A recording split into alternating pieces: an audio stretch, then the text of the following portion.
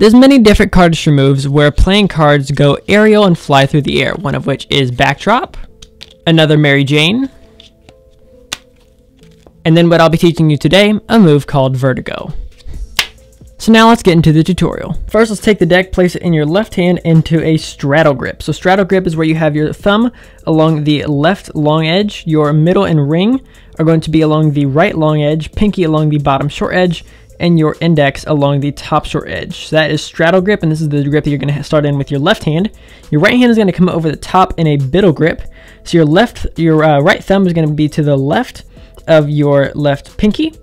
Your index is going to be placed on the top of the deck, and then your right middle and ring will be to the right of your left index. So this is what it should look like, something like this. Now, once you're in this position, you're then going to break off about 2/3 of the deck with your right thumb. So you'll be picking that up, and that'll be rotating on your left index finger. So if you picked up like this, that way you can then move around and rotate just like that. Then you'll actually be breaking this top packet in half again with your right middle and ring, picking that up, breaking that in half, rotating that along your right thumb. So now you can actually move this middle packet freely without the bottom or top packet moving at all. And once you throw this deck in your hand and pick it up like that, it is called Z grip, which I feel like is for pretty obvious reasons. Now the move I'll be teaching you today called Vertigo actually has a variation that a lot of people do called hacky sack. And if you want to learn it, make sure to let me know down in the comments below. Now once you're in Z grip, you'll actually come straight up, and then to be able to rotate it, you're going to move your left hand left and your right hand right, which will then take the middle packet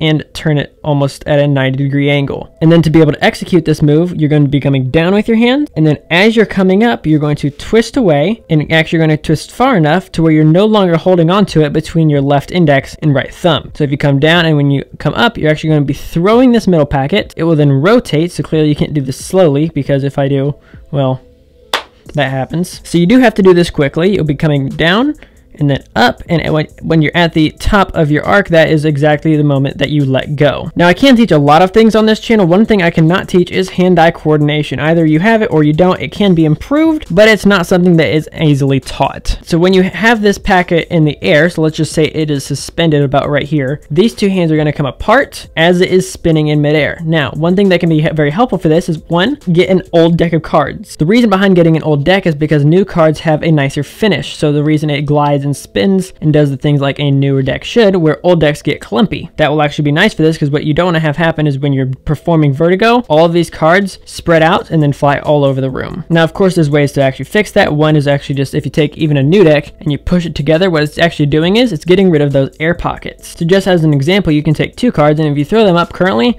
they're going to separate. But if you take the two cards and you push on them like this, and you give them a little bend, what I can actually do is that. It actually keeps the cards together because it's pushing out those air pockets between the cards. So this move, you can actually do the same thing. So if before you perform Vertigo, you actually give the cards a little bit of a squeeze. Then when you do this, you can actually perform Vertigo and the cards don't separate. Another thing is, what you don't want to do is, you don't want to, when you're spinning it, you don't want to come up, you want to come sideways. Because if you actually decide to go up and down with your right hand and left hand, instead of going like this and spinning right here in the middle and then dropping back into your hands, what's actually going to happen is, instead of just going up and down, it's going to go up and down and left and right and diagonal and all over the place, and it's much harder to predict where this middle packet will be, which makes it much harder to predict how to catch it. So for me, my goal is when I spin it, it's going to stay in this little area right here. Actually, even if you go all the way back to the beginning of this video where I did the performance at the very beginning, you'll actually see exactly where I normally like to have it. Because what I don't want to have to do is adjust too many things. Basketball has the same concept. I played all the way through high school. The thing, if you're a shooter, that everyone would know, is you always want to make sure you shoot straight. You can adjust your power then to make sure you're actually always shooting it right. But what you don't want to have to do is both adjust your power and your aim every time. So if you can fix your aim, all you have to do is fix your power.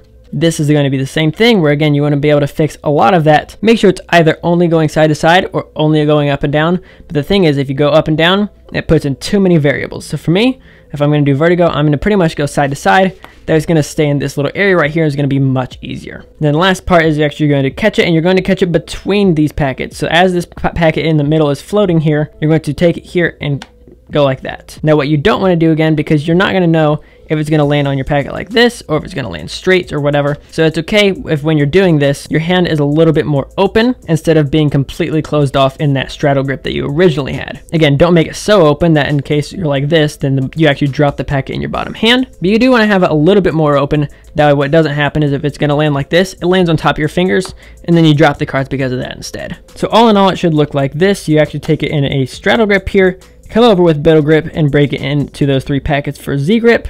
Moving it like this, you'll come down, come sideways, and catch it in between. This is a lot harder to do with a camera in the way, but if I can do it with a camera, you can definitely do it with that one. So, and make sure to check out the link right here if you want to check out a bunch more cardistry tutorials. It's an entire cardistry tutorial playlist. And make sure to let me know down in the comments below what move you want to see next. Subscribe for more cardistry videos just like this one, and I'll catch you guys in the next one. This is CPM signing off.